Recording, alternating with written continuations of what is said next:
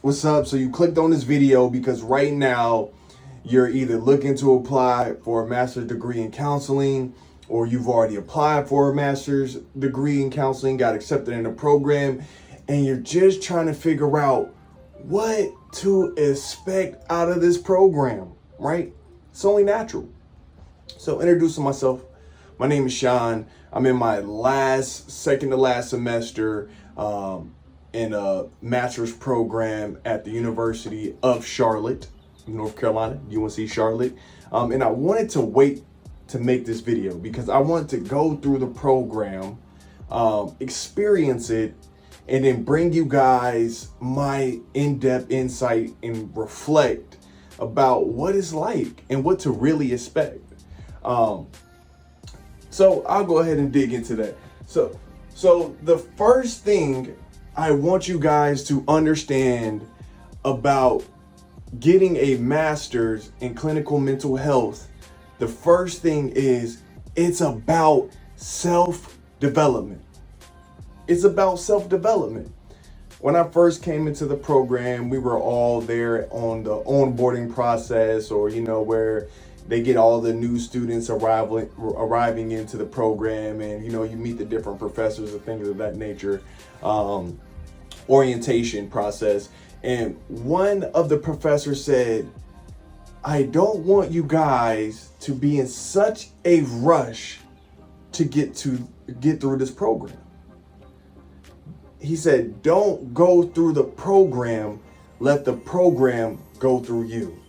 And he was right. He was right, because I'm trying to tell you, over the next 2.5 years, this is going to be a self-development journey.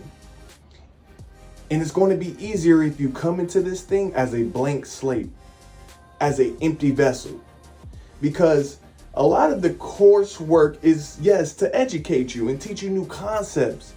But a lot of the coursework is to challenge already preconceived notions that you have, is there to tear down these biases that you have about people, about society, about culture. And it's also to destroy whatever you think counseling is. Right? A lot of us don't even understand what the counseling process looks like. You either seen it on TV or known somebody that's gone through it. And if you've gone through it yourself, then you can kind of understand what's going through. But do you really understand what it's like to sit in the other chair? So the number one thing you can expect is to go through self-development journey. And it's all about what you put into it. This is truly, I promise you probably heard this before, but you are truly going to get out of the program what you put in. If you make a substantial investment into changing, into growing, into development and developing as a person, oh my gosh, you're going to see wonders, and you're going to see wonders on this. So the first thing, development, self-development, go into this thing as a blank slate. The second thing I can tell you what you need to expect when you're going to a master's program is networking. I get it. Some of you guys have been in, bachelor programs, where most bachelor programs are really designed to be very individual and independent. But when you're going to the next level, when we're talking a master's, and especially master's in counseling, it's about networking, because you're going to need a support group of your peers who understand what you're going through. Some people you can lean on, some people you can share, your hardships and your struggles, and you guys can relieve some of that pressure, because honestly, the only people that's going to know what you're going through is other people who have either gone through the program or going through it. And I'll say this, I put it here on the board. You're going to see people from the ages of 21 to 100. I'm going to be honest with you. Like, the youngest person I had in my class, probably 2021, just got their bachelor's and decided, you know what, I'm not going to waste no time. I'm going to roll right into the master's. And the most seniorest person, I'm not going to lie, was probably in their 80s. And they were working to become a grief and hospice counselor. So this thing has no age limit. So let me throw that out there right now. No matter what your age is, do not feel like the program, don't feel like you're too young, don't feel like you're too old. Do not get discouraged, because you're going to be in the program with people from literally 20 to 100, right? So that's one thing you definitely can expect as well. Another thing I put on the board was time management. Ooh, I know some of y'all don't like that word, time management. And the reason why I put that up there is because at the end of the day, you are enrolling in a master's program. And it's going to pretty much take a good chunk of your time away, right? Like, you're going to be devoting a lot of your time to this. If not, at least half of your week will be spent, working on either homework, internships, study groups.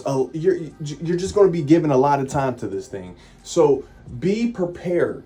If you have kids, have that set up already.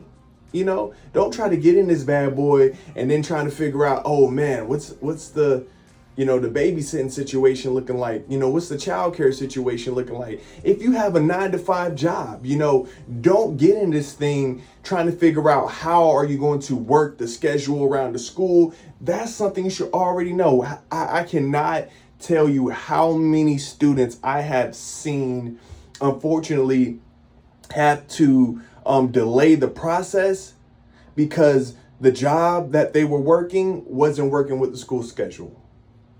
And it's sad because you don't want to let something that you're just getting money from for the moment distract you from the long-term goal.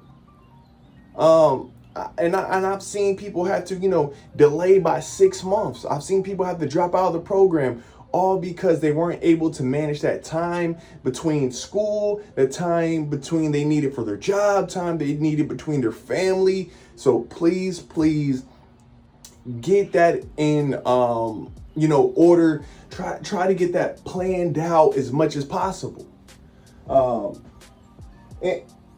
I'll say this on number 3, life is going to keep lifing. It's not going to stop. Things aren't going to stop because you're in a master's program. So take that into consideration. The next thing I have, what to expect, and I just throw it out there. Money. Throwing it out there. Money. Yo, it costs. I'm not going to lie. It costs money. And personally, my program at UNC Charlotte, I believe it's $10,000 a year, which is around $20,000 altogether. But there are grants that you can take out that I was fortunate enough to take out. And plus, the job I work at reimburses you, a small percentage of that. So what I want, and the reason why I say money is because countless of people of my peers have to take out student loans, right? Yeah, they're going in debt. And if you're going to go into debt for something, I need you to go into debt for something that you'll be able to repay back. Why do I hit on that? I have seen counselor programs, this is no lie, I've seen counselor programs range from costing $12,000 for the whole program up to $40,000 for the whole program. That's a huge gap. But guess what? When you graduate, we all get the same license. Isn't that crazy? I don't care if you pay $10,000, you get the same license as the person that paid $60,000 for it. Yeah.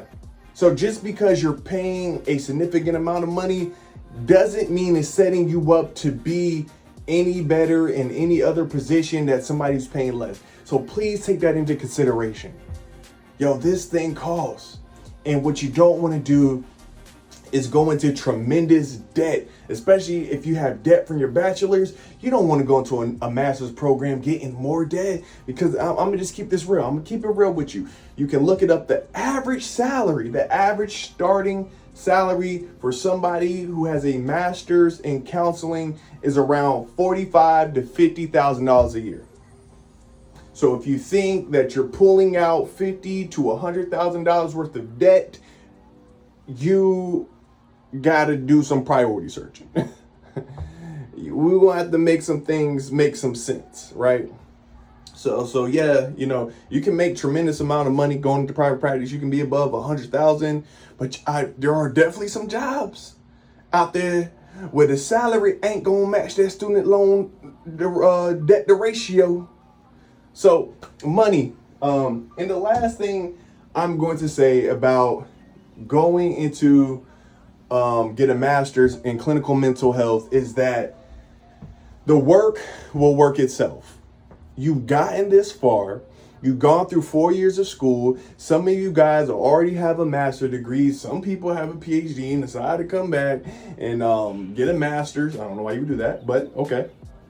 But the work will work. Don't worry about the work, right? I guarantee you that it's a lot easier to get your master's in counseling than it was to get your bachelor's. I'm just gonna be real with you. Because with your bachelor's, the classes were everywhere.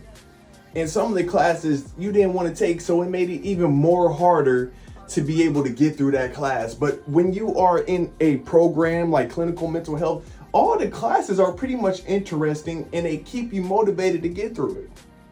You know, there's not a lot of math to get through. Yeah, there's some writing. Yeah.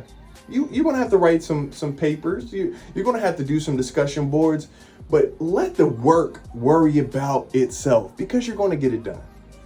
The work is the least challenging part of pursuing a master's in counseling. If anything, it's making time to do the work and get it in. That's probably, you know, the biggest barrier or the hardest thing you're gonna run up against. But I just want to let you guys know if you're out there and you got your heart set on this thing, if you've already been approved, trust me, you're going to get through this thing. It's not insurmountable. Hundreds of us, thousands of us pass each year. You know, the beautiful thing is most master programs are, especially in counseling, are not designed to get people out. You know, it's really designed to educate you, uplift you, and to get you in the field in order to be changing lives. So, if any of this helped you, or if you have any more questions, drop it down in the comments, and you know, I'll comment back on you. I'll make some other videos about, you know, the hardest parts of the counseling program and the easiest parts of the counseling program. You know, I'll make some different videos, but if this helped you out, just let me know. Drop your comment in there. And again, thank you for watching.